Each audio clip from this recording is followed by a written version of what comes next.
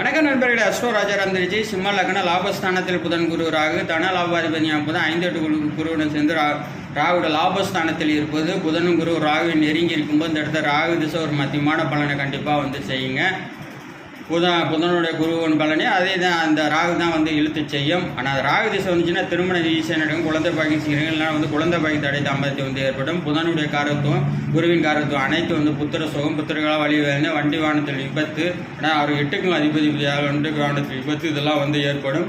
மனவீதி இருக்காது, நிம்மதியற்ற ஒரு வாழ்க்கை, நரம்பு சம்பந்தமான பிரச்சனைகள் இருக்கும். புதனுடைய ஆதிபத்தியம் காரத்தானம் லாபம் அனைத்தும் மூத்த சோழர்களுக்கு பிரச்சனை, உச்சகல்விக்கு தடை, சிட்பட் மாதிரி பங்கு சந்தைகள் அனைத்து இழக்கக்கூடிய சூழ்நிலை. அதுக்கு விதி விலக்கு பௌர்ணமி சிந்தா வளர்ப்பு சிந்தன பார்வை சுக்கிரன் பார்வை பெற்றிருக்கும் போது மிக சிறப்பான பலன்களை அள்ளி கொடுக்கும்.